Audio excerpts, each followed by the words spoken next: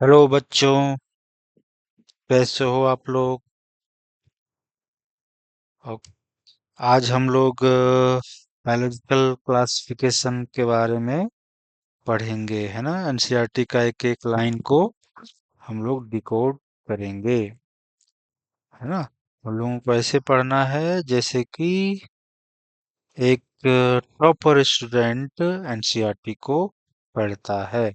अगर आप भी उसी तरह से पढ़ेंगे तो स्वाभाविक है आप नीट में अच्छा स्कोर कर पाएंगे, खास करके बायोलॉजी सब्जेक्ट में। अगर आप एनसीईआरटी को ढंग से पढ़ेंगे तभी इसमें 360 नंबर्स में 360 नंबर ले आ पाएंगे, क्योंकि एनसीईआरटी अपने आप में एक डिफिकल्ट सब्जेक्ट कह सकते हैं कि इस मामले में कि एनसीईआरटी का लाइन को समझना बड़ा कठिन होता है। उसको, है ना, एक एक वर्डिंग, एक एक सेंटेंस बड़ा मीनिंगफुल होता है।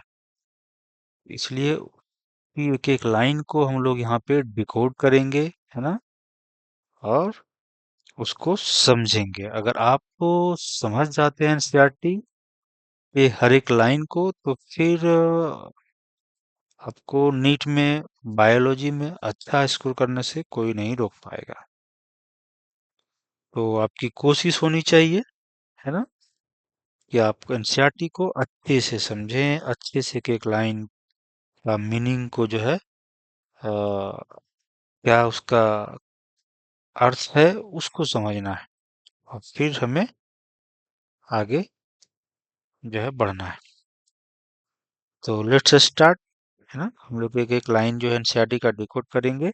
और आज बायोलॉजिकल क्लासिफिकेशन का पहला लेक्चर है। और बायोलॉजिकल क्लासिफिकेशन इसका मतलब ही है कि हम लोग जो है बायोलॉजिकल जो ऑर्गेनिजम्स हैं, जितने भी लिविंग ऑर्गेनिज्म हैं, उसको हम लोग जो है कैसे क्लासिफिकेशन जो है किया गया है, कैसे अलग अलग जो है क्लासिफिकेशन सिस्टम डेवलप हुआ। टू किंगडम क्लासिफिकेशन सिस्टम, उसके बाद फिर डायरेक्ट यहाँ पे हम लोग 5 किंगडम क्लासिफिकेशन पढ़ेंगे। बट थोड़ा सा हम लोग देखेंगे कि 2 से 3 4 जो है कैसे हुआ, है ना, ऑन द व्हाट बेसिस। ये सब चीजें भी हम लोग जो है थोड़ा देखेंगे ताकि एक अच्छी अंडरस्टैंडिंग हमारी बन पाए जो है। तो चलिए देखते हैं।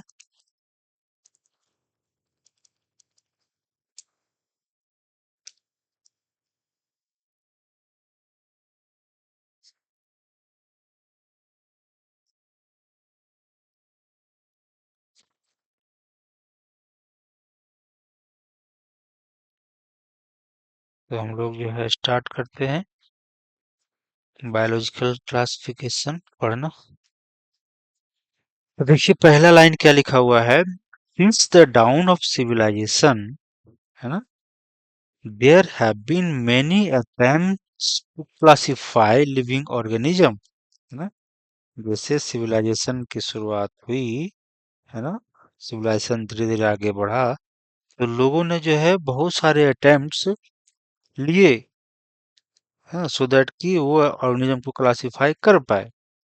इट वाज डन इंस्टिंक्टिवली, है ना, ये इंस्टिंक्टिवली किया गया है ना। ऐसा नहीं कि हमें कोई प्लान बना करके एनिमल को क्लासिफाई करना है या प्लांट को क्लासिफाई करना है, ऐसी बात नहीं थी। बस यूं ही जो है अकॉर्डिंग टू द यूजेज, जरूरत के हिसाब से लोगों ने क्लासिफाई करना शुरू किया था। तो वही लिखा हुआ है, it was done instinctively not using criteria that were scientific.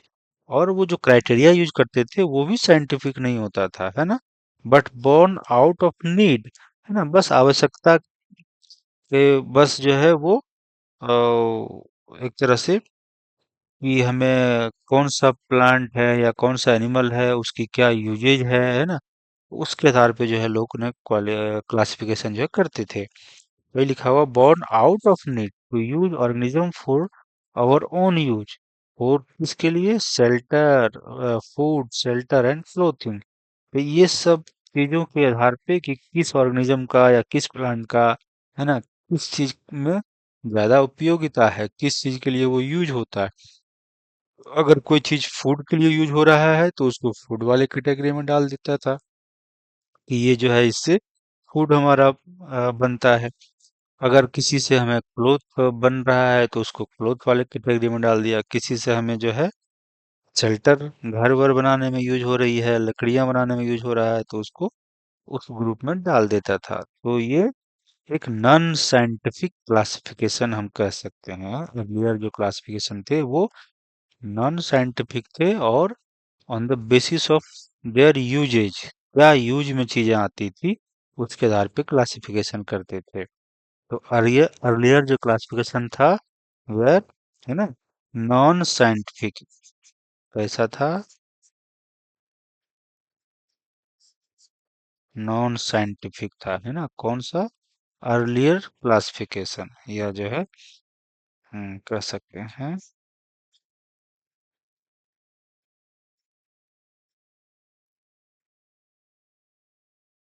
Classification, है ना, ये बेस्ड था ऑन यूजेज, है ना। तो ऑर्गेनिज्म का जो यूज करते थे उसके आधार पे हम लोग इसको क्लासिफाई करते थे। इसके बाद आया Aristotle, was the earliest to attempt a more scientific basis for classification. Aristotle साहब थे, इन्होंने एक जो है साइंटिफिक बेसिस पे ऑर्गेनिज्म को क्लासिफाई करने का कोशिश किया। He used simple morphological character, है ना। तो पहला साइंटिफिक क्लासिफिकेशन एरिस्टोटल ने दिया था, है ना, पहला साइंटिफिक एरिस्टोटल ने दिया था। उसमें क्या यूज किया था, मॉर्फोलॉजिकल कैरेक्टर्स को यूज किया था to classify plants into trees, shrubs and herbs. Trees जिसमें जो है आपका, है ना, एक जिसमें आपका वुडी जो है लकड़ियां बनते हैं, मोटे मोटे जो पेड़ होते हैं जो है आपका, जिसको हम लोग ट्री बोलते हैं। श्रब्स जो झाड़ी नुमा जो है प्लांट होते हैं, झाड़ी का छोटा छोटा जो प्लांट होते हैं झाड़ी वाले, है ना, उसको हम लोग श्रब्स बोलते हैं। और हर्ब्स जो है जिसमें जो है जैसे आपको बहुत सारे वेजिटेबल्स खाते होंगे जैसे स्पाइनच, अगर एक पालक की साग बोला जाए तो वो आपका इसी कैटेगरी में आ जाएगा, हर्ब्स में आ जाएगा, क्योंकि उसका स्टेम या लीफ सब जो है आपको, है ना, बड़ा सिंपल जो है और जो है ग्रीन जो है आपको दोनों मिलेगा जो है। तो ये हो गया, चूंकि ये चीजें आप टेंथ में भी पढ़े होंगे कि हर्ब्स किसको बोलते हैं, श्रब्स किसको बोलते हैं, ट्रीज किसको मिलते हैं। और ही also divided animals into two groups, those which had read blood cells, यानी कि एनिमल को उन्होंने दो ग्रुप में बांटा जिसमें जो है आपका रेड ब्लड था और जिसमें रेड ब्लड नहीं था। तो अरिस्टोटल ने प्लांट और एनिमल को इस तरह से क्लासिफाई किया था। इसके बाद आते हैं हमारे लिनियस साहब, कैरोलस लिनियस, है ना। तो इन्होंने टू किंगडम जो है क्लासिफिकेशन सिस्टम दिया, है ना। उसमें एक किंगडम प्लांटी बनाया और एक जो है एनिमलिया किंगडम बनाया। एंड इसमें जो है आपका प्लांट और एनिमल को रेस्पेक्टिवली रखा। प्लांट किंगडम में प्लांटी वाला पार्ट को रखा जो भी प्लांट थे, है ना, और एनिमल में एंड सारे एनिमल को जो है रखा। हालांकि यहाँ पे प्लांट जो है एग्जैक्टली जो हम प्लांट समझते हैं जिसमें एल्गी, ब्रायोफाइटा, पेडोफाइटा, जिम्नोस्पर्म, एंजियोस्पर्म ये सब हैं। इसके अलावा भी उन्होंने प्लांट के किंगडम में बहुत चीजों को डाल दिया था, जैसे फंजाई हो गया, वही प्लांट में रख दिया था। बैक्टीरिया था, प्रोटिस्टा जिसके पास सेल वॉल था, सब कुछ जो है प्लांट में ही उन्होंने रख दिया था। तो तो एक तरह से देखा जाए तो हम कह सकते हैं कि जो प्लांट था यानी कि जो ऑर्गेनिज्म है उसको लिनियस ने दो किंगडम में डाला था, प्लांट एंड एनिमल, है ना। किस बेसिस पे, तो सेल वॉल पे, है ना, सेल वॉल अगर प्रेजेंट है, अगर यहाँ पे सेल वॉल प्रेजेंट है, और यहाँ पे सेल वॉल जो है एब्सेंट था। सेल वॉल एब्सेंट है, तो इसमें कौन कौन सा जो है आपका ऑर्गेनिज्म आ जाएगा? इसमें आपका बैक्टीरिया भी आ जाएगा, है ना?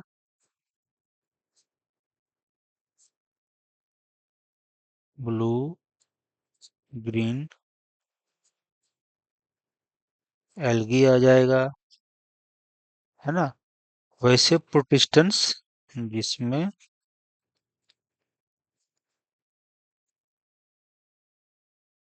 हैविंग सेल वॉल, वो भी इसी में था, है ना? जो अभी प्रोटिस्टा है, जिसके पास सेल वॉल था, वो भी इसी में था, है ना? यहाँ पे प्रोटिस्टा उस समय टर्म यूज नहीं किया गया था, बट जस्ट समझने के लिए हम लोग ये बात कह रहे हैं कि जो अभी हम प्रोटिस्टा जानते हैं, जिसके पास सेल वॉल है ना? वो भी प्लांट में ही था, अकॉर्डिंग टू लिनियस। फिर आपका फंजाई जो है वो इसी में था, है ना? एल्गी वो भी इसी में है आपका। अ, इसके बाद आप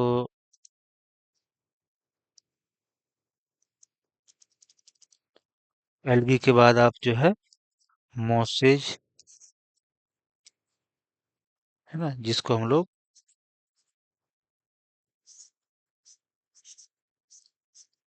ब्रायोफाइट्स में रखते हैं, ये भी उसी में था। फर्न्स, जो कि आपका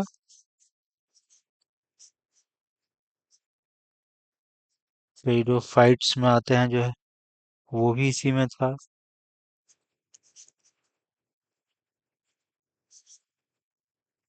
जिम्नोस्पर्म्स, है, एंजियोस्पर्म, सब प्लांट में ही जो है आपका लिनियस ने रख दिया था। और इसमें अगर हम बात करें एनिमल में, तो इसमें जो है जितने भी आपका मल्टी सेलुलर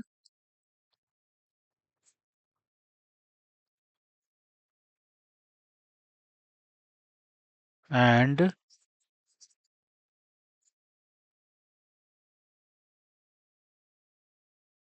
सेलुलर जो भी थे ऑर्गेनिज्म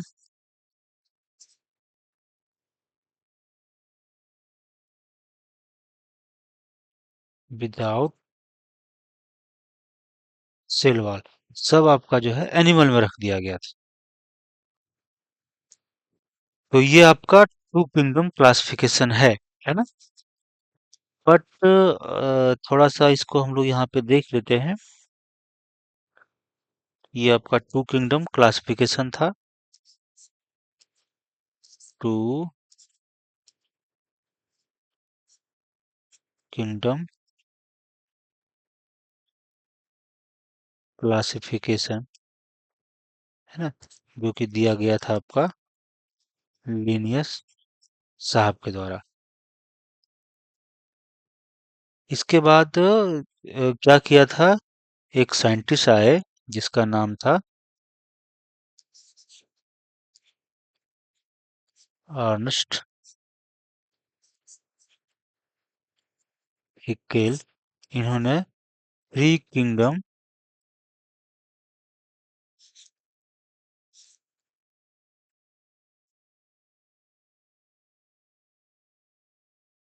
क्लासिफिकेशन दिया था। इसने क्या किया था, प्लांट किंगडम, एनिमल, और एक नया किंगडम जो है वो अब बना दिया था, प्रोटिस्टा। तो एक्चुअली जो भी आपका यूनिसेलुलर,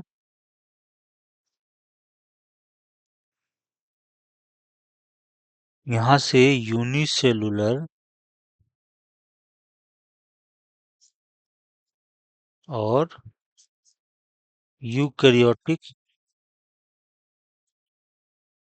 ऑर्गेनिज्म जो थे, उसको एनिमल से हटा के प्रोटिस्टा वाले ग्रुप में डाल दिया। प्लांट से भी उसी तरीके से, और यहाँ पे जो होंगे वो विदाउट सेल वॉल होंगे, विदाउट सेल वॉल। और जो प्लांट से प्रोटिस्टा में डाला गया था वो भी आपका unicellular eukaryotic organism with cell wall. इसको भी हटा के जो है, जो भी यूनिसेलुलर थे यूकेरियोटिक थे, उसको भी जो है यहाँ प्रोटिस्टा में डाल दिया गया था। इस तरह से एक नया जो है आपका किंगडम बन गया, प्रोटिस्टा। इसके बाद आए थे जो है हार्वर्ड। ये याद नहीं रखना है, बस जस्ट, है ना। कॉपलैंड जो आए थे,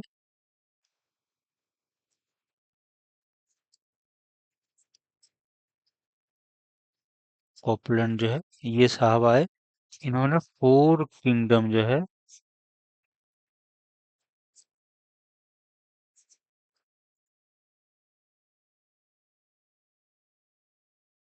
क्लासिफिकेशन जो है बनाया। इन्होंने क्या किया, प्लांट, एनिमल और प्रोटिस्टा तो आपका बन ही गया था, जिसमें, है ना, भले ही ये हमें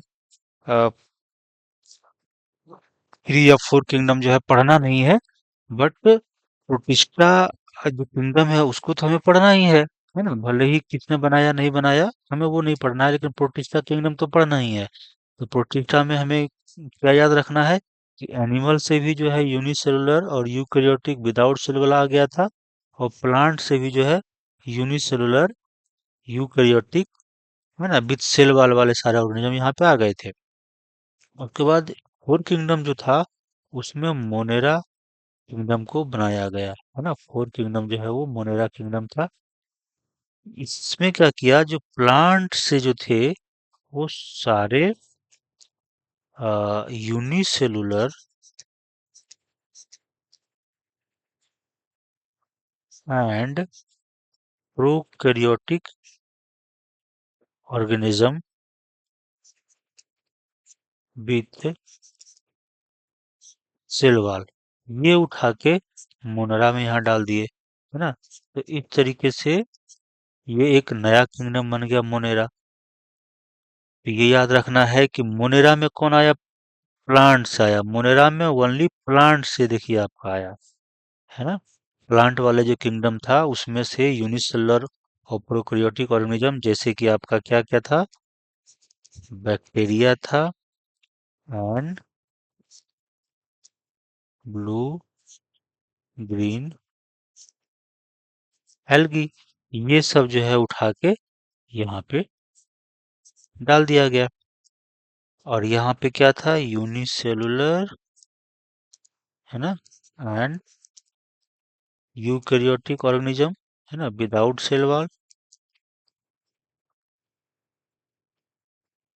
सेल वॉल। और यहाँ पे unicellular and eukaryotic with cell wall, ये यहाँ पे डाल दिया गया था। इस तरीके से आपका फोर्थ किंगडम बन गया। तो मोनेरा में हमें जब पढ़ेंगे डिटेल में तो उसमें क्या याद रखना है, ये याद रखना है कि मोनेरा में कौन रहेंगे, unicellular prokaryotic organism without with cell wall, है ना। जैसे बैक्टीरिया, ब्लूग्रीन एल्गी, है ना, आर्की बैक्टीरिया भी इसी में आ जाता है। उसको हम लोग पढ़ेंगे मोनेरा किंगडम में डिटेल में, है ना। तो उसमें हमें ये याद नहीं रखना है कि किसने फोर्थ किंगडम बनाया या नहीं बनाया, या थर्ड किंगडम किसने नहीं बनाया, बट हमें मोनेरा डिटेल में पढ़ना है। उसी तरह प्रोटिस्टा भी हमें डिटेल में पढ़ना है। तो प्रोटिस्टा में क्या याद रखना है कि उसमें सिर्फ यूनिसेलुलर यूकेरियोटिक, है ना, सेलवाल हो भी सकता है, सेलवाल नहीं हो सकता। देखिए, एनिमल से यूनिसेलुलर यूकेरियोट, प्लांट से भी यूनिसेलुलर यूकेरियोट, है ना। और जो एनिमल से आएगा उसमें सेलवाल नहीं रहेगा, और जो प्लांट से आएगा उसमें सेलवाल रहेगा। बट प्रोटिस्टा में क्या रहेंगे, यूनिसेलुलर प्लस यूकैरियोटिक ऑर्गेनिज्म ही रहेगा। सेल वॉल रह भी सकता है, सेल वॉल नहीं भी रह सकता है। अब मोनेरा में क्या रहेगा? यूनिसेलुलर एंड प्रोकैरियोटिक ऑर्गेनिज्म रहेगा। इसमें सेल वॉल तो आपका होगा ही होगा, क्योंकि ये प्योरली जो है प्लांट से आ रहा है ना? तो सेल वॉल भी इसमें आपका रहेगा। इस तरीके से फोर किंगडम जो है बन गया था। तो हमें साइंटिस्ट का नाम याद नहीं रखना है। इसके बाद हम पढ़ेंगे फाइव किंगडम क्लासिफिकेशन, जो आपका विटेकर साहब ने दिया था। तो ये तो हमें पढ़ना ही पढ़ना है। R. H. विटेकर साहब ने 1969 में दिया था। इसमें क्या किया था इन्होंने? प्लांट तो आपका था ही, एनिमल तो आपका था ही, प्रोटिस्टा भी जो है बन गया था, मोनेरा भी जो है आपका एक तरह से बन गया, और इन्हें और एक किंगडम को जोड़ दिया, फंजाई। तो फंजाई जो है वो कहाँ से आया था, है ना? तो वो आपका प्लांट से ही आया था। इसमें प्लांट से ही आपका इसमें आ गया था। तो कैसा इसमें आया? Multicellular, multicellular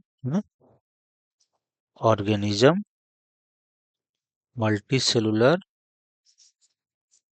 organism with cell wall, with cell wall, जो किसका बना हुआ था? काइटिन का बना हुआ था।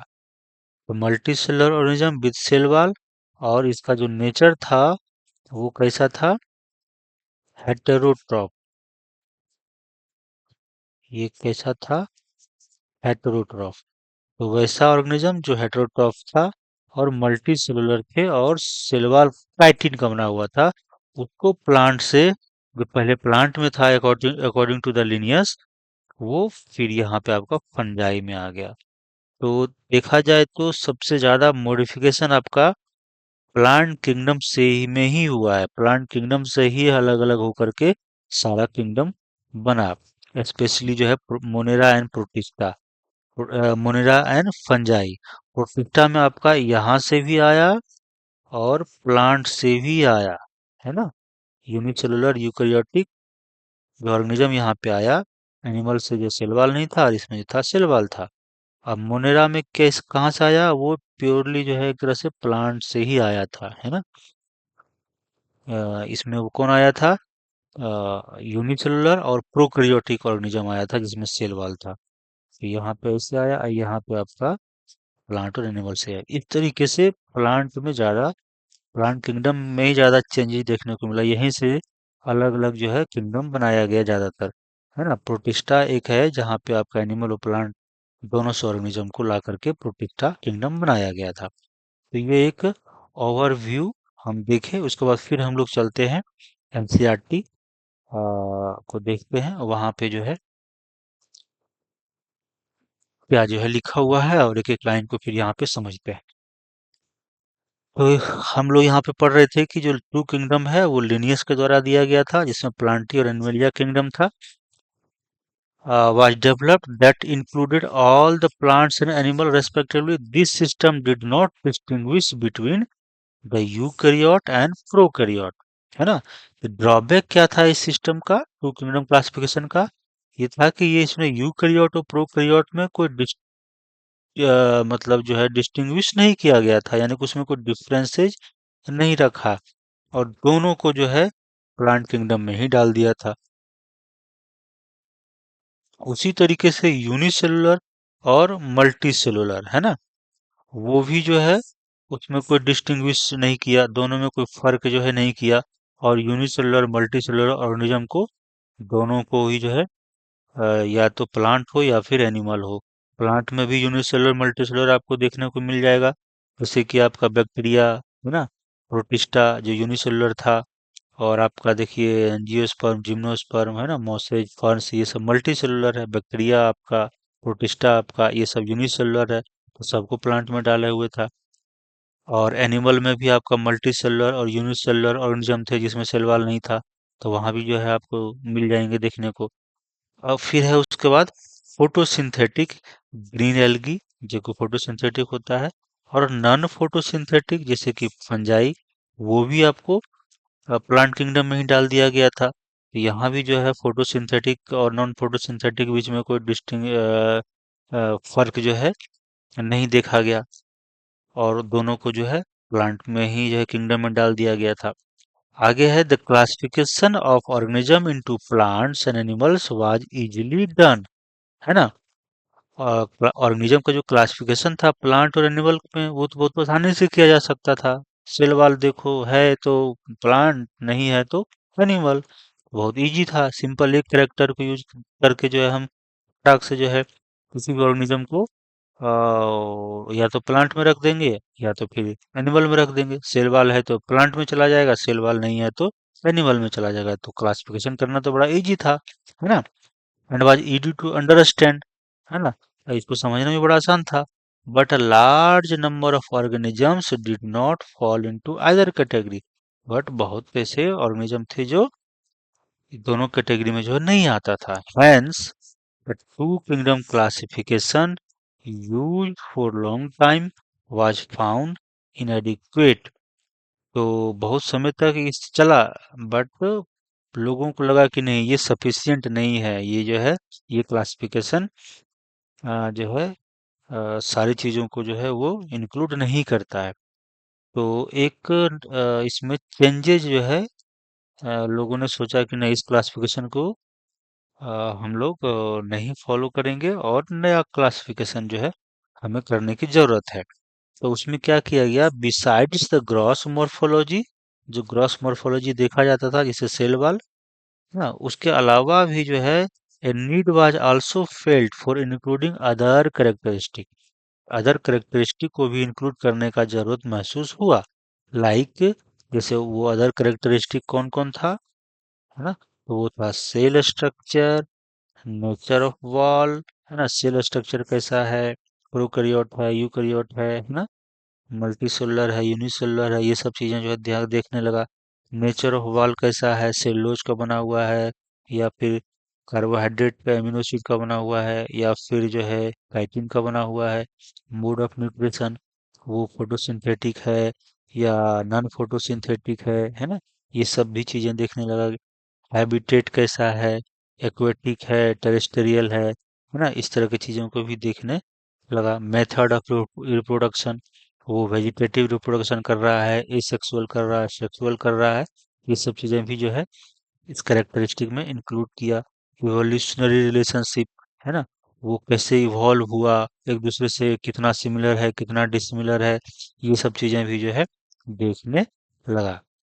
The classification system for living organisms have hence undergone several changes over the time. तो समय के साथ जो क्लासिफिकेशन सिस्टम है उसमें लिविंग ऑर्गेनिज्म का, उसमें धीरे धीरे बहुत सारे बदलाव हुए। दो plant and animal kingdom have been constant under all different system. जितने भी क्लासिफिकेशन सिस्टम बने 3, 4, 5, 6, है ना, नए नए किंगडम बने, बट सब में प्लांट किंगडम और एनिमल किंगडम था। चाहे वो 2 किंगडम हो वहां भी प्लांट एनिमल, चाहे 3 हो प्लांट एनिमल किंगडम वहां भी था, चाहे 4 किंगडम हो वहां भी प्लांट एनिमल था, चाहे वो 5 हो वहां भी प्लांट और एनिमल किंगडम कांस्टेंट रहा। 6 बना वहां भी प्लांट और एनिमल किंगडम था ही। बाकी किंगडम उसमें ऐड होते गए, जैसे प्रोटिस्टा ऐड हुआ, फिर मोनेरा ऐड हुआ, फिर फंजाई ऐड हुआ, है ना। फिर मोनेरा में 2 किंगडम बना दिया गया, आर्किया और यू बैक्टीरिया, जो हम लोग देखेंगे। तो animal kingdom have been constant under all the different systems. The understanding of what groups organisms be included under these kingdoms have been changing. अब वो सारे जो किंगडम सब बने उसमें कौन सा ग्रुप को रखना है, कौन सा ऑर्गेनिज्म को रखना है, ये जो है उसमें बदलते गया। पहले इसमें था कि सपोज अगर कोई प्लांट में था उसको हटा कर प्रोटिस्टा में डाल दिया गया, कोई जो है एनिमल में था उसको हटा के प्रोटिस्टा में डाल दिया गया, कोई प्लांट में था फिर उसको हटा के मुनेरा में डाल दिया, या फिर किसी को फंजाई में डाल दिया। तो ये सब चीजें जो है चेंजेस जो है होते गया। कौन किस में रहना है, कौन किस को में नहीं रहना है, ये सब बदलाव होते गए और नए नए किंगडम आपका बनते गया। The number and nature of the other kingdoms have also been understood differently by different scientists. और number and nature of other kingdoms है ना, वो भी जो है अलग अलग साइंटिस्टों के द्वारा जो है उसको अलग अलग तरीके से देखा गया और समझा गया। इसके बाद हम लोग आते हैं डायरेक्ट ये 5 किंगडम पे, फिर उसके बाद टेबल हम लोग देखेंगे।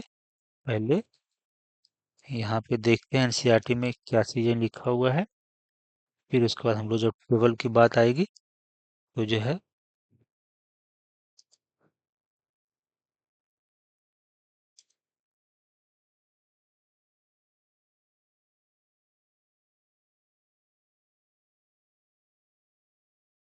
सॉरी ये जो है कहाँ से आ गया।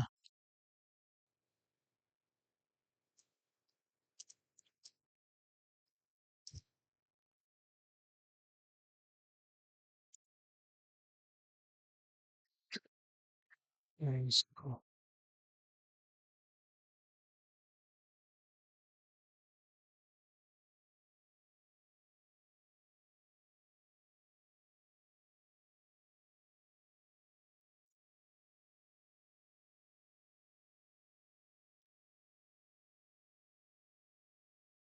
सॉरी भाई कहाँ से ये सब आ गया।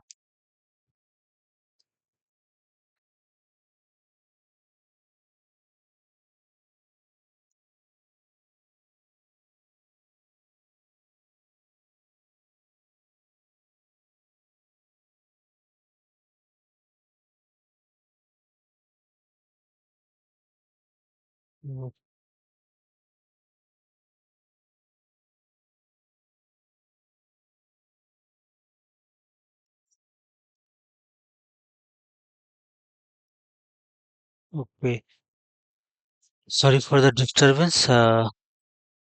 तब फिर हम लोग जो है इसको देखते हैं।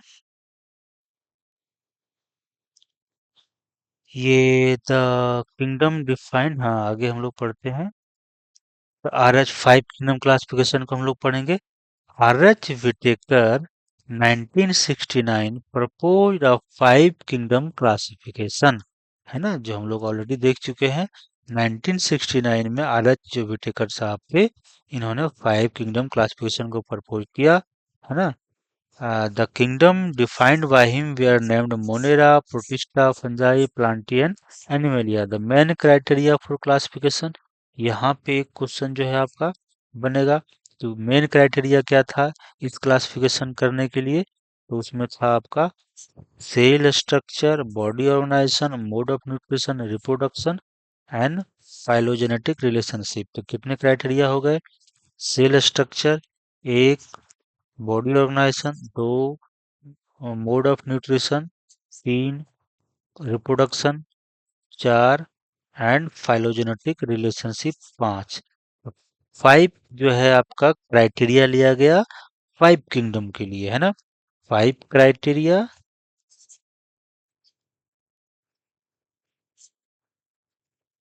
क्राइटेरिया फॉर 5 किंगडम, है ना, क्लासिफिकेशन के लिए। 5 क्राइटेरिया 5 किंगडम क्लासिफिकेशन के लिए कौन कौन सा, ये याद रखना है। Cell structure, body organization, mode of nutrition, reproduction and phylogenetic relationship. और टेबल 2.1 जो कि ऊपर में दिया गया है उसको हम लोग कंपैरेटिव स्टडी दिया गया है, comparative account of different characteristic of the 5 kingdom. यानी कि कंपैरेटिव स्टडी दिया गया है कि अलग अलग कैरेक्टरिस्टिक, है ना, को देखा गया है और देखा गया है कि अलग अलग किंगडम में वो किस तरीके से है। तो इसको जो है हम लोग यहाँ पे देखेंगे इस टेबल में। इस टेबल में देखिए करेक्टर इधर साइड में है और इधर जो है इसमें आपका किंगडम दिया हुआ है, Monera, protista, fungi, Plantae, animalia. तो सेल टाइप जो है आपका मोनेरा कैसा है, प्रोकैरियोटिक, और बाकी सब कैसा है, यूकैरियोटिक। फिर आ गया सेल वाल, किसका बना हुआ है, तो मोनेरा जो है हम लोग जानते हैं ये पेप्टिडोग्लाइकेन का बना होता है ना। ये आपका पॉलीसेकेराइड प्लस एमिनो एसिड, जिसको हम लोग पेप्टिडोग्लाइकेन भी बोलते हैं, है ना। तो नॉन सेलुलोजिक है। प्रोकैरियोटिक का सेल वॉल कैसा है? Non cellulosic. तो नॉन सेलुलोजिक है तो क्या गया है? तो polysaccharide plus amino acid, polysaccharide plus amino acid, ये याद रखना है। प्रोटिस्टा में, तो प्रोटिस्टा में है बट इन सम, है ना। कुछ में है कुछ में नहीं है। तो क्यों भाई? क्योंकि हम लोग देख चुके थे कि प्रोटिस्टा में दोनों जगह से ऑर्गेनिज्म आए थे। यूनिसेलुलर यूकैरियोटिक ऑर्गेनिज्म प्लांट से भी आए थे, तो उसमें सेल वॉल होगा। और जो एनिमल से आए थे उसमें सेल वॉल नहीं होगा। इसीलिए प्रोटिस्टा में लिखा गया है कि कुछ में आपका सेल वॉल है बट सारे में सेल वॉल नहीं है। तो बट सेल वॉल का जो क्या कंपोजिशन है वो भी अलग अलग है ना। किसी में आपका सेलुलोजिक है, किसी में प्रोटीनेशियस जो है लेयर है, और किसी में जो है आपका सिलिका जो है एम्बेडेड होता है जो है सेल वॉल में। तो ये सब चीजें हम लोग जब प्रोटिस्टा डिटेल में पढ़ेंगे तो वहां देखेंगे। तो ये बट हमें समझ में आनी चाहिए कि सम क्यों लिखा गया है ना। ऑल क्यों नहीं लिखा गया है? क्योंकि हम लोग देख चुके थे ये यहाँ पे, जैसे यहाँ पे हम लोग देखे थे कि जो प्रोटिस्टा था वो एनिमल से कुछ गया था, यूकैरियोटिक और यूनिसेलुलर। तो इसमें सेल वॉल नहीं होगा क्योंकि एनिमल से आया। और जो प्लांट से आया था इसमें, उसमें सेल वॉल होगा। इसीलिए प्रोटिस्टा में लिखा गया कि कुछ में सेल वॉल है। इसके बाद फिर हम लोग यहाँ पे आते हैं, प्रेजेंट जो है विद इन ईसा। अच्छा, फंजाई में है तो इसमें सेल वॉल है। और किसका बना हुआ है? तो काइटिन का बना हुआ है। ये जो है वीवीआई है, बहुत बार जो है पूछा गया है। और प्लांट में आपका सेलुलोज तो सेलवाल तो है, और किसका बना हुआ है? तो मेनली सेलुलोज का होता है। बाकी आपका हेमी सेलुलोज भी होता है और पैक्टिन भी होता है ना। ये भी होता है, ये भी हम लोग देखेंगे जो है। और एनिमल में तो सेलवाल होता ही नहीं है। न्यूक्लियर मेम्ब्रेन, तो जहाँ पे न्यूक्लियस होगा वहाँ न्यूक्लियर मेम्ब्रेन होगा, जहाँ पे न्यूक्लियस नहीं है वहाँ पे न्यूक्लियर मेम्ब्रेन नहीं होगा। तो प्रोकैरियोट, कैरियन जो बर्ड है वो न्यूक्लियस से रिलेटेड है ना। यू मतलब ट्रू होता है, तो यहाँ पे जो यू कैरियोट है वहाँ पे ट्रू न्यूक्लियस है, और जहाँ प्रोकैरियोट लिखा लिया है वहाँ पे न्यूक्लियस ना होकर के न्यूक्लियोइड एक रीजन होता है जहाँ पे डीएनए आपका प्रेजेंट होता है। तो यहाँ पे ट्रू न्यूक्लियस है ही नहीं जो है। तो यहाँ न्यूक्लियस नहीं है तो आपका मेम्ब्रेन, जो न्यूक्लियर मेम्ब्रेन है वो जो है अब्सेंट है ना।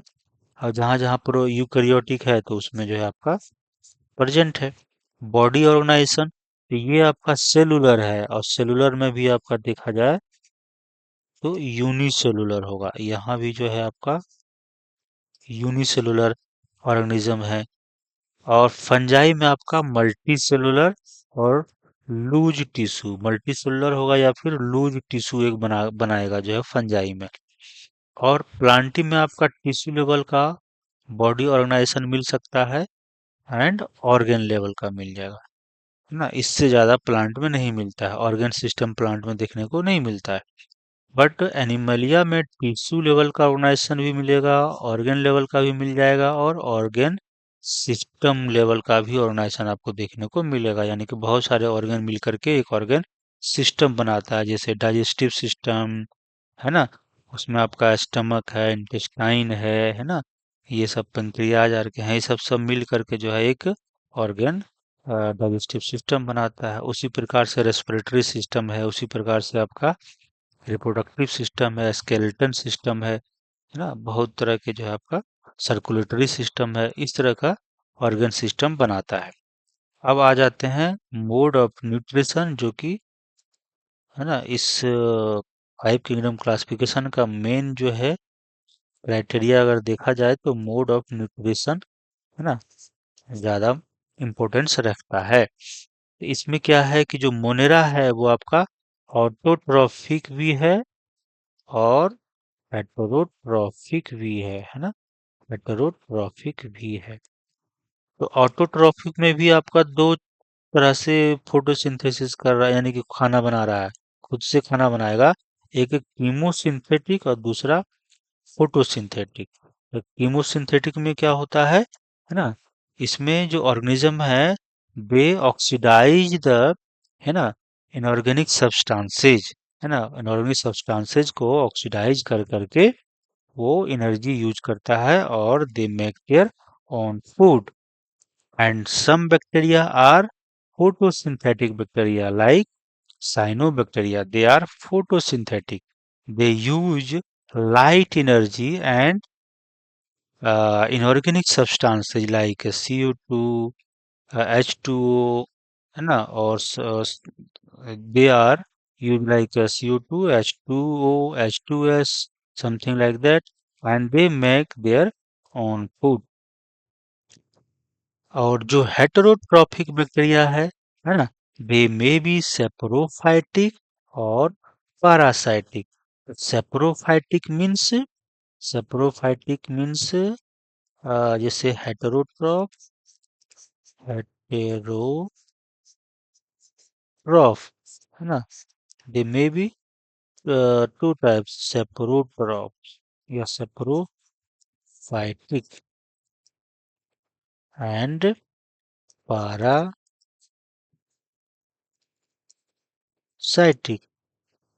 सॉरी, सेप्रोफाइटिक,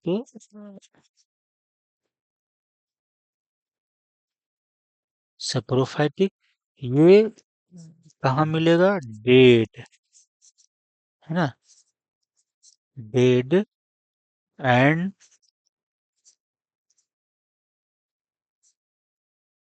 डिकेइंग ऑर्गेनिज्म से ये एनर्जी अपना एब्जॉर्ब करेगा, है ना, न्यूट्रिशन ऑब्जर्व अपना ऑब्जर्व करेगा। डेड एंड डिकेइंग ऑर्गेनिज्म, यहाँ से जो है एनर्जी ऑब्जर्व करेगा। पैरासाइटिक जो होते हैं वो लिविंग ऑर्गेनिज्म पे या तो उसके बॉडी के अंदर ग्रो करेगा या उसके बॉडी के ऊपर जो है आपका ग्रो करेगा। तो जब लिविंग ऑर्गेनिज्म होगा तब उसको पैरासाइटिक बोलेंगे।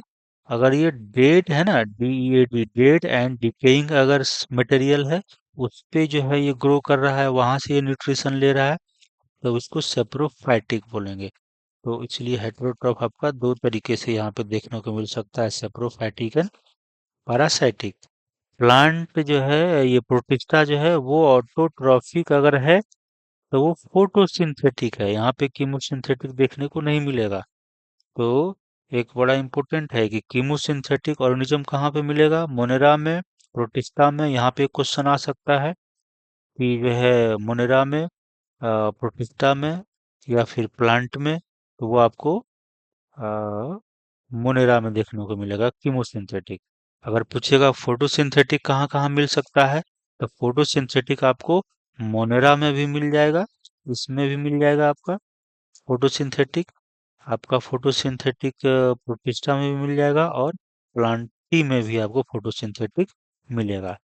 हेटेरोट्रॉफ कहाँ मिलेगा? तो वो आपको फंजाई में मिलेगा और फिर ये एनिमलिया में आपको हेटेरोट्रॉफिक मिलेगा। तो ये बड़ा इंपॉर्टेंट है। तो प्लांट में जो है आपका पूरी तरह से फोटोसिंथेटिक होगा, और जो फंजाई वाला ग्रुप है वो तो पूरी तरह से हेटेरोट्रॉपिक होगा, और उसमें भी सेप्रोफाइटिक हो सकता है और पैरासाइटिक हो सकता है। एनिमल में जो है आपका हेटेरोट्रॉफिक ही होगा, वो होलोजोइक हो सकता है या फिर सेप्रोफाइटिक हो सकता है। होलोजोइक मतलब हुआ कि जैसे जो है आप ऐसे जो है फूड जो है वो, आप यहाँ पे कोई फूड है वो इसको इंजेस्ट करते हैं, यानी खाते हैं जो है, और फिर वो आपका स्टमक में जाएगा और वहाँ बॉडी के अंदर जो है आपका डाइजेशन होता है। और सेप्रोफाइटिक अगेन कुछ वैसे लोअर एनिमल्स हैं जो डेड एंड डिकेइंग मटेरियल पे ग्रो करते हैं और उसको वहां से वो भोजन अपना प्राप्त करते हैं। हाँ, तो ये था आपका टेबल, है ना, जो 5 किंगडम के बारे में जो है बताया गया था। उसके बाद इसमें थोड़ा सा और है जानने की जरूरत। थ्री डोमेन सिस्टम, ये और थोड़ा एडवांस जो है क्लासिफिकेशन है। इसमें क्या किया था, क्या किया, मोनेरा को ही जो है, मोनेरा को दो डोमेन में बांट दिया गया था, है ना, आर्की बैक्टीरिया और यू बैक्टीरिया। और बाकी जो सब किंगडम थे आपका, है ना, मोनेरा किंगडम को दो को बना दिया, मोनेरा को दो डोमेन में बांट दिया। और बाकी जो आपका सब था, प्रोटिस्टा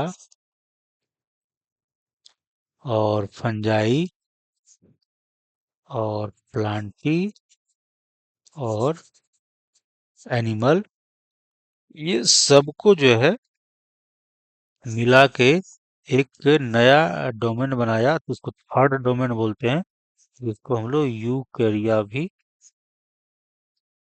बोल सकते हैं, है ना, यूकैरिया। तो आर्की यू बैक्टीरिया, एक ये फर्स्ट डोमेन हो गया, फर्स्ट डोमेन। ये एक तरह से कहा जाए तो आपका सेकेंड डोमेन हो गया। और ये आपका थर्ड डोमेन हो गया। तो थर्ड डोमेन में कौन है, ये भी पूछा जा सकता है कि थर्ड डोमेन में क्या था। तो prokaryote, protista, fungi, Plantae, animal, यानी कि जितने भी यूकैरियोटिक किंगडम थे वो थर्ड डोमेन में है। और मोनेरा को कितने डोमेन में बांट दिया, तो दो डोमेन में बांटा। यहाँ पे क्वेश्चन जो है आपका इस तरीके से पूछा जा सकता है। जैसे यहाँ पे हम पढ़ेंगे, three domain system has also been proposed, है ना, थ्री डोमेन सिस्टम भी प्रपोज किया गया। किसके द्वारा किया गया था, ये है एक साइंटिस्ट थे, कार्ल कार्ल उज, एक साइंटिस्ट थे, इन्होंने जो है ये थ्री डोमेन सिस्टम दिया था, है ना।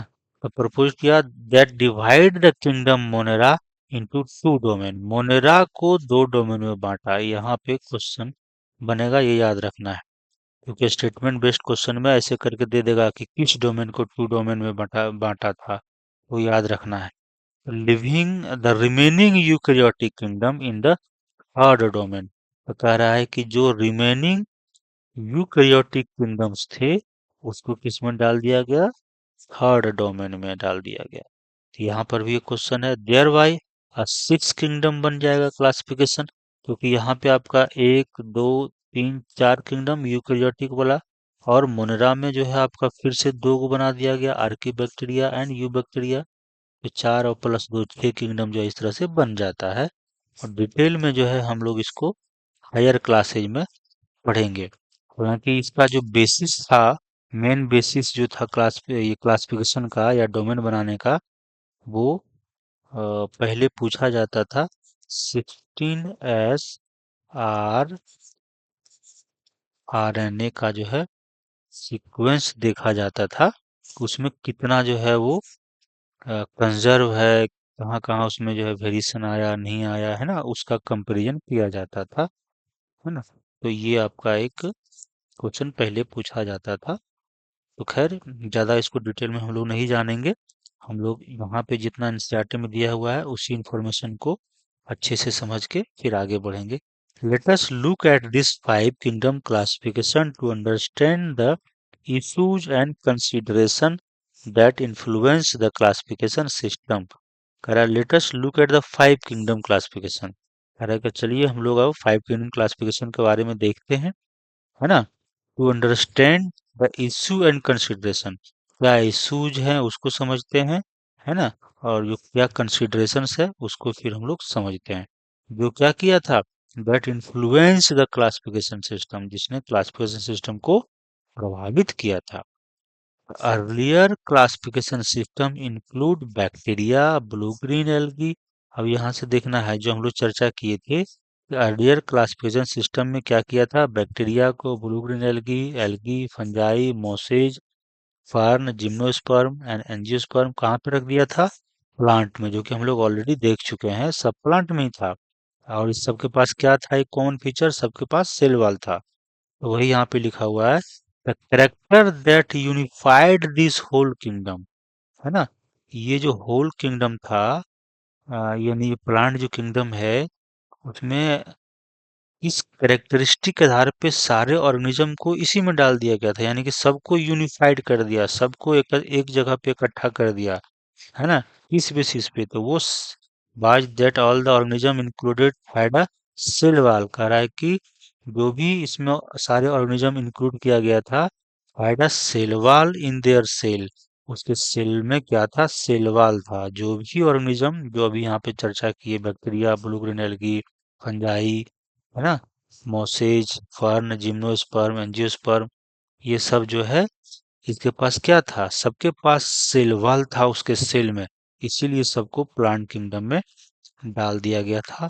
इसीलिए हम लोग पढ़े भी थे कि जो टू किंगडम था वो सेल वॉल प्रेजेंस अगर था तो प्लांट में, नहीं अब्सेंस एब्सेंट था तो एनिमल में जो है उसको डाला गया था। आगे है this place together groups which widely differed in other characteristic, है ना। दिस प्लेस्ड टुगेदर ग्रुप्स, जो यहाँ पे एक साथ सब ग्रुप रखा गया है, जो रखा गया था, which widely differed in other characteristic, cell wall के अलावा अगर हम दूसरे करेक्टरिस्टिक को देखें तो वो सब आपस में बहुत डिफर करता था, लेकिन सेलवाल की वजह से सबको एक जगह डाल दिया गया था। It brought together the prokaryotic bacteria and the blue green algae with other groups which were eukaryotic. कह रहा है कि ये प्रोकैरियोटिक बैक्टीरिया और ब्लू ग्रीन एल्गी जो है उसको एक साथ ला दिया गया था, है ना। इसके साथ विथ अदर ग्रुप जो कि यूकैरियोटिक था उसके साथ जो है ला दिया गया।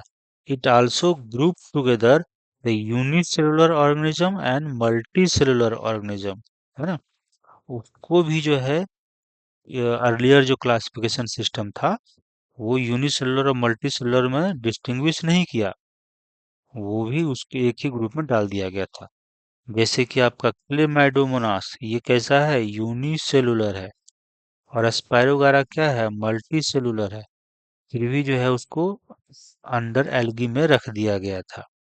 Classification did not differentiate between heterotrophic group fungi and autotrophic plant, है ना। प्लांट में और जो फंजाई है दोनों अलग अलग तरह का बिहेवियर शो कर रहा है। एक ऑटोट्रॉफिक है जो प्लांट है, और जो फंजाई है वो हेटेरोट्रॉफ है, लेकिन फिर भी सेल वॉल होने की वजह से दोनों को प्लांट में ही रख दिया था। तो ये सब जो है ड्रॉबैक्स था। Though they also showed a characteristic difference in their cell wall composition, है ना। हालांकि सेल वॉल तो है बट सेल वॉल के कंपोजिशन में भी डिफरेंसेज था। जैसे प्लांट का सेल वॉल में सेलुलोज था और फंजाई का सेल वॉल में काइटिन है। सेल वॉल तो है बट कंपोजिशन डिफरेंट डिफरेंट है।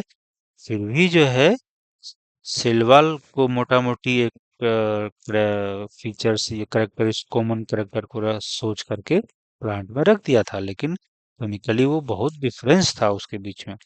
वही लिखा हुआ है the fungi had chitin, fungi के पास जो सेलवाल था उसमें क्या था? काइटिन था, है ना, in their cell wall. While the green plant had cellulosic cell wall, और ग्रीन प्लांट के पास कैसा सेलवाल था? सेलुलोजिक सेलवाल था। When such characteristic were considered, जब ये सारे कैरेक्टरिस्टिक को कंसिडर किया गया तो fungi were placed in a separate kingdom, kingdom fungi. देखा कि भाई फंजाई तो हेटेरोट्रॉफ भी है और इसका सेल वॉल भी एकदम यूनिक है ना, एकदम से काइटिन है जो बाकी किसी में नहीं है, सिर्फ फंजाई में ही है। तो और हेटेरोट्रॉफिक भी है। तो फिर जो है विटेकर ने बोला कि नहीं, फंजाई को प्लांटी किंगडम में रखना उचित नहीं है, तो एक नया किंगडम फंजाई बना दिया गया। फिर है all prokaryotic organism were group together under kingdom Monera, और जितने भी प्रोकैरियोटिक ऑर्गेनिज्म थे, है ना, जितने भी यूनिसेलुलर एंड प्रोकैरियोटिक थे उसको जो है मोनेरा में डाल दिया गया, है ना। वो तो हम लोग ऑलरेडी देख चुके हैं। And the unicellular eukaryotic organism were placed in kingdom Protista, और जितने भी यूनिसेलुलर एंड यूकैरियोटिक थे, चाहे सेल वॉल हो या ना हो, उसको जो है किस में डाल दिया गया? प्रोटिस्टा में, है ना। ये बड़ा इंपॉर्टेंट चीज है, इसको याद रखना बहुत जरूरी है। प्रोटिस्टा में डाल दिया गया था। अब कह रहा है कि kingdom protista had brought together Chlamydomonas and chlorella, और इसको टुगेदर लगा दिया, इसको ये ब्रैकेट में लिखा हुआ है, ब्रैकेट में लिखा हुआ है ना। ये इसके बारे में बताया कि क्लोरेला और क्लोमेडोमोनास क्या है। कह रहा है कि earlier placed in algae with in plants and both have in cell wall. कह रहा है कि ये सब पहले एल्गी में था, जो कि प्लांट के अंदर था, और इस दोनों के पास सेल वॉल था। और कह रहा है, फिर आगे लिखा है, ब्रैकेट बंद हो गया, यानी कि यहाँ से इसको पढ़ेंगे, chlamydomonas chlorella with paramecium and amoeba, है ना। इस दोनों के साथ रख दिया।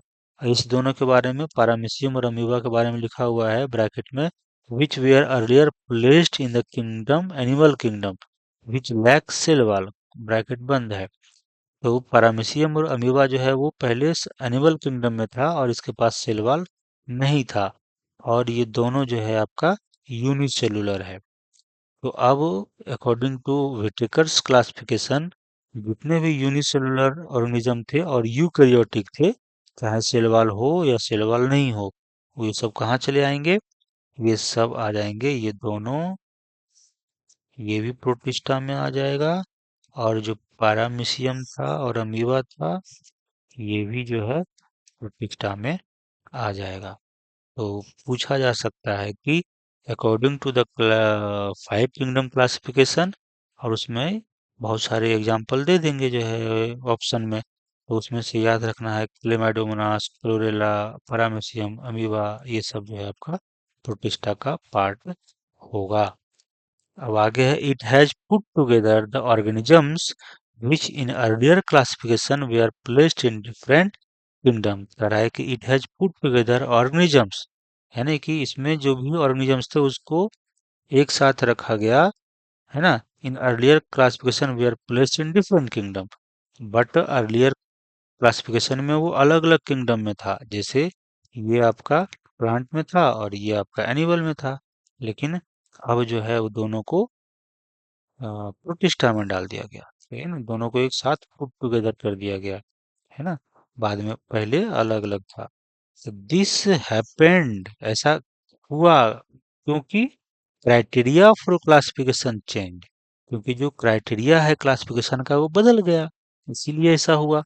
This kind of changes will take place in future too, इस तरह का जो बदलाव है वो फ्यूचर में भी होगा, depending on improvement in our understanding of characteristic and evolutionary relationship, है ना, डिपेंडिंग ऑन, है ना, ये निर्भर करता है कि जो इम्प्रूवमेंट इन अवर अंडरस्टैंडिंग, जो हमारे अंडरस्टैंडिंग में जो सुधार होगा, अ, इसके regarding characteristic and evolutionary relationship, है ना, अगर हमें कोई नया करेक्टर ऐसा यूनिक मिल जाए जो कि और किसी में ना हो और किसी खास पर्टिकुलर ऑर्गेनिज्म में हो, तो फिर से एक नया किंगडम बनाया जा सकता है, जैसे 16S RRNA के आधार पे, है ना, उसका सीक्वेंस देख करके किसमें कंजर्व है, किसमें नहीं है, किसमें सिमिलर है, किसमें डिसिमिलर है, तो सिस किंगडम बन गया। उसी तरह कोई और अगर करेक्टरिस्टिक हमें, हम लोगों को पता चल जाएगा या किसी साइंटिस्ट को पता चल जाएगा, तो हो सकता है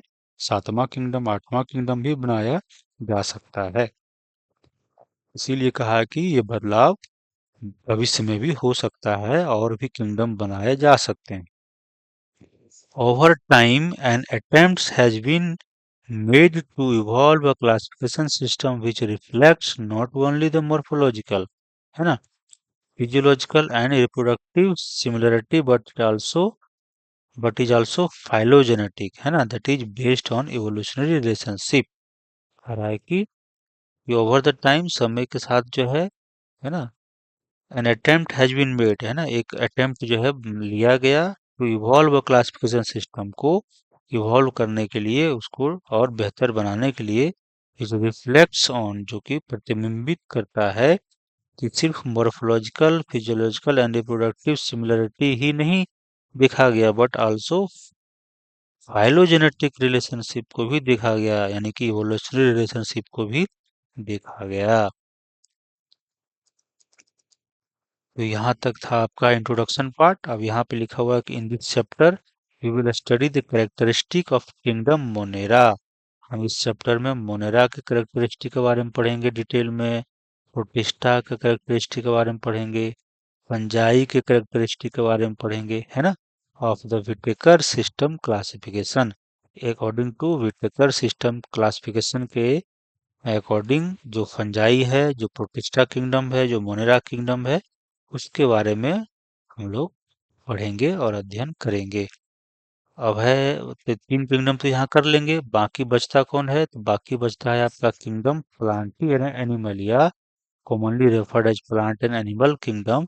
इसको हम लोग चैप्टर 3 और 4 में पढ़ेंगे।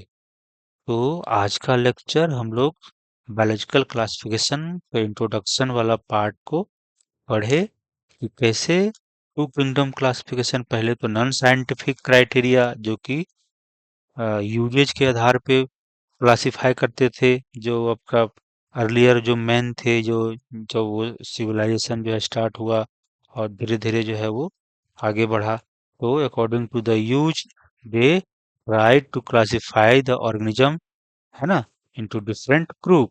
Later on, Aristotle came and they divided the plant into herbs, shrubs, and tree, and animals into red blood and without red blood.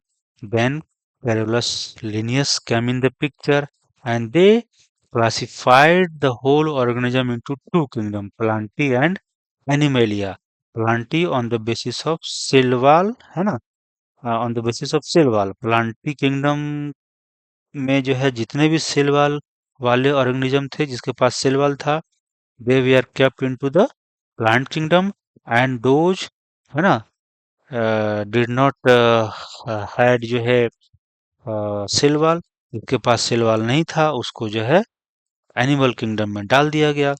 उसके बाद फिर धीरे धीरे नए नए जो है क्लासिफिकेशन सिस्टम बनाया गया, 3, 4, है ना, और लास्टली 5 किंगडम बनाया गया विटेकर के द्वारा, है ना। तो उसने जो 5 किंगडम जो है बना, उसमें कौन कौन था? प्लांटी, एनिमलिया, प्रोटिस्टा, मोनेरा और आपका फंजाई। प्रोटिस्टा में जो है आपका यूकैरियोटिक और यूनिसेलुलर यूकैरियोटिक ऑर्गेनिज्म था। मोनेरा में यूनिसेलुलर प्रोकैरियोटिक ऑर्गेनिज्म था। फंजाई में मल्टीसेलुलर प्लस हेटेरोट्रॉफ, है ना, ये दोनों था, और उसके सेल वॉल काइटिन का बना हुआ था। तो इस तरह से जो है हमारा क्लासिफिकेशन सिस्टम हुआ। फिर जो है 3 डोमेन सिस्टम आया, कार्ल उज ने दिया था। इसने मोनेरा को दो जो है आपका डोमेन में बांटा था, आर्किया एंड यूबैक्टीरिया, और जितने भी यूकैरियोटिक किंगडम था उसको थर्ड डोमेन में रख दिया था। तो इस तरीके से आपका क्लासिफिकेशन सिस्टम जो है आपका हुआ। और फिर ये बताया कि प्रोटिस्टा में जो है लिमाइडोमोनास एंड क्लोरेला जो कि एल्गी का पार्ट था, है ना, जो कि प्लांट के अंदर था, इसमें सेल वॉल होते थे, और इसको प्रोटिस्टा में डाल दिया, और इसके साथ और क्या डाल दिया? पैरामीशियम एंड अमीबा जो कि एनिमल का पार्ट था, यूनिसेलुलर था, बट एनिमल के अंदर इसको रखा गया था, और इसमें सेल वॉल नहीं होते थे। उसको भी चूंकि यूनिसेलुलर है सब, तो सबको, चाहे वो प्लांट में हो चाहे एनिमल में हो, जो भी यूनिसेलुलर और यूकैरियोटिक थे, सेल वॉल रहे या ना रहे, उसको उठा के प्रोटिस्टा में डाल दिया। तो ये सारा चीजें जो है जिक्र किया गया, और आगे बोला कि आगे भी क्लासिफिकेशन हो सकता है, जैसे जैसे हमारी अंडरस्टैंडिंग जो है बेहतर होती जाएगी, या किसी कैरेक्टरिस्टिक के बारे में, है ना, नई जानकारी मिलेगी, तो फिर और भी जो है क्लासिफिकेशन सिस्टम आ सकता है। और इस चैप्टर में हम लोग मोनेरा किंगडम के बारे में पढ़ेंगे, प्रोटिस्टा किंगडम के बारे में पढ़ेंगे, फंजाई किंगडम के बारे में पढ़ेंगे आगे। तो आज का लेक्चर यहीं तक रखते हैं इस वीडियो में। नेक्स्ट वीडियो में हम लोग किंगडम मोनेरा के बारे में पढ़ेंगे, है ना, उसी तरह फिर जो है प्रोटिस्टा के बारे में पढ़ेंगे, फिर फंजाई के बारे में पढ़ेंगे, और फिर ये चैप्टर खत्म हो जाएगा। फिर उसके बाद हम लोग प्लांट किंगडम जो है पढ़ेंगे। तो थैंक यू। होप आप लोगों को चैप्टर जो है यहाँ तक जो भी है पढ़े आपको समझ आया होगा। अगर अभी भी कोई डाउट है तो आप कमेंट बॉक्स में लिखेंगे, वहाँ पे हम लोग उसे बताने की कोशिश करेंगे। तो थैंक्स, है ना, क्लास यहीं पे ओवर करते हैं।